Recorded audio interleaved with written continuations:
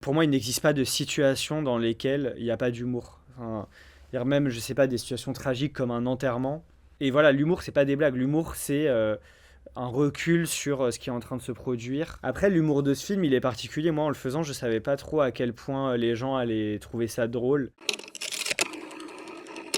Je m'appelle Gil Sella et je suis le réalisateur de Montsouris, qui est en compétition à la 15e édition du My French Film Festival. Ok.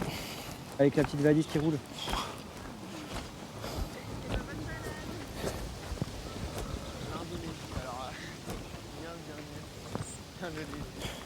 La Mongolie, bizarrement, parce que quand même, au Bator, il y a un truc assez spécifique. Mais de toute façon, en vrai, il n'y a pas de secret. Faut que je me pose et que je me motive à apprendre.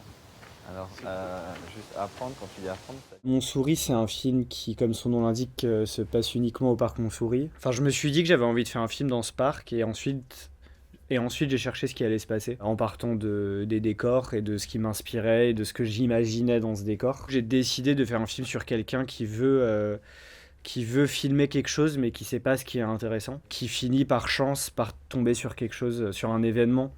Et je disais aux gens sur le tournage, je leur disais là en rentrant, je vais faire un film, je sais pas trop sur quoi ça va être, mais ça va être, il va se passer un truc dans un plan de 10 minutes, ça va être quelqu'un qui est témoin de quelque chose et on va être dans le point de vue de quelqu'un pendant 10 minutes. La pensée s'est précisée autour du fait que le témoin allait être un filmeur, que ce qui allait se passer ça allait être le vol de roue. C'est comme une pièce de théâtre quoi, c'est comme si on avait fait une pièce de théâtre au milieu d'un parc et qu'on la filmait d'une manière qui était chorégraphiée. Donc ils ont le temps d'entrer dans le personnage, de rater une réplique, de se reprendre 2 minutes après. Donc on a fait ça avec Martin Jova, qui est très force de proposition, et Pierre Gandarmet, qui est moi que je trouve vraiment super dans le film. C'est quelqu'un qui a une voix très douce et grave et belle et enveloppante.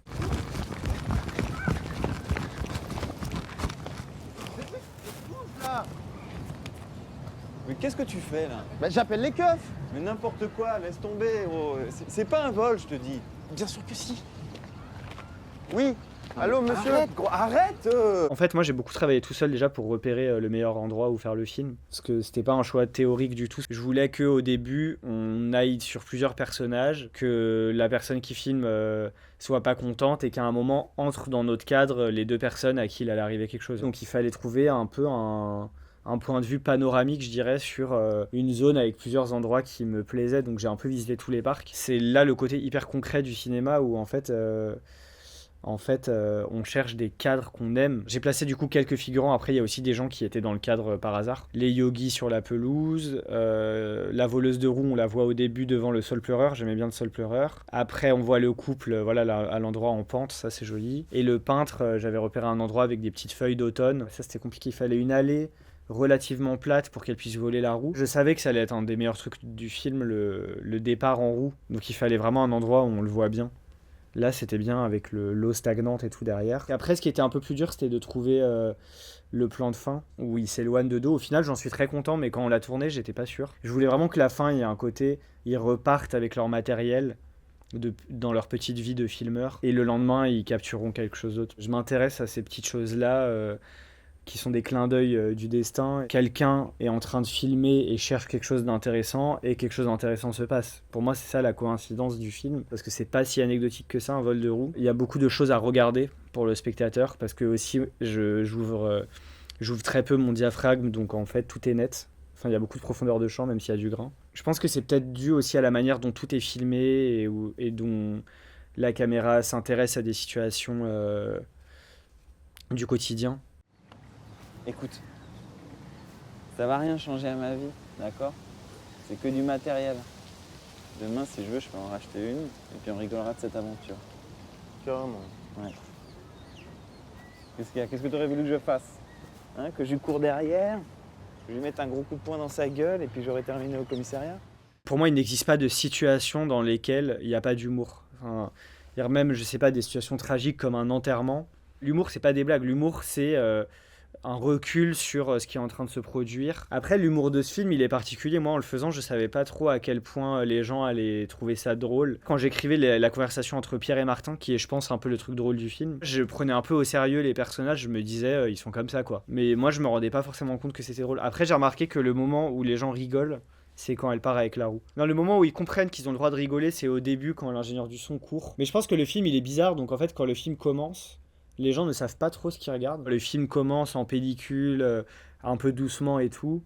Ils se disent pas forcément que ça va être drôle. C'est ça qui est compliqué pour les cinéastes de comédie quand ils essayent d'avoir des financements, c'est que c'est pas drôle en fait un scénario de comédie. Ce que j'aime bien moi avec le vol de roue, c'est qu'il permet d'amener le film au truc où le volet n'est pas si triste. C'est plutôt ce truc-là qui me fait marrer, qui est un truc qui dit beaucoup sur la personnalité des gens. Et le fait qu'il y ait dans le film deux binômes, optimiste, pessimiste en gros, parler d'un truc assez universel dans les amitiés. Il y en a un qui est plus l'optimiste et l'autre le pessimiste. Et je pense que genre, il y a des phrases, des fois tu les sors, elles sont pas très drôles, et dans l'autre prise, tu la sors avec 3 secondes d'écart, et en fait c'est... Tout d'un coup, elle devient marrante. Mais du coup, la prise qu'on l'a choisie, on l'a choisie parce que il y avait ce truc d'ombre au moment où l'ambiance devenait un peu menaçante, je trouve, avec la discussion avec la voleuse de roue, et qu'au contraire, il y a le soleil qui revient lorsque celui qui se fait voler commence à dire « Ah, c'est la vie ». Et puis après, il y a les oies qui entrent dans le champ aussi. Et tu fais un truc après? Je rejoins ma copine. Ah, c'est cool. Ouais.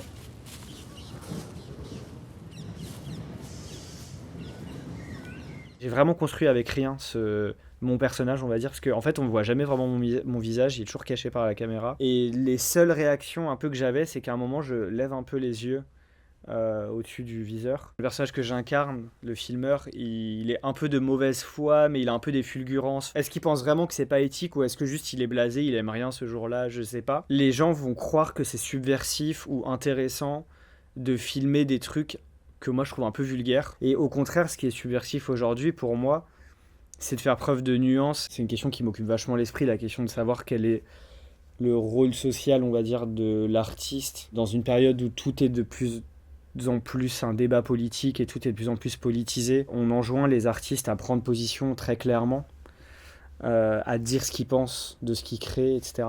Alors que dans le cinéma, il y a toujours eu pour moi cette tradition des grands cinéastes qui ne commentent pas vraiment ce qu'ils filment et qui donnent à voir le monde sans le juger. Et ce que je trouve être une qualité quand même chez certains cinéastes. Donc moi, je suis vachement tiraillé entre ces deux possibilités-là. Et le film, sans, pour moi, opter pour une des deux solutions, pose cette question. C'est-à-dire, on a filmé quelque chose qu'on pourrait qualifier, je sais pas, de répréhensible ou de polémique.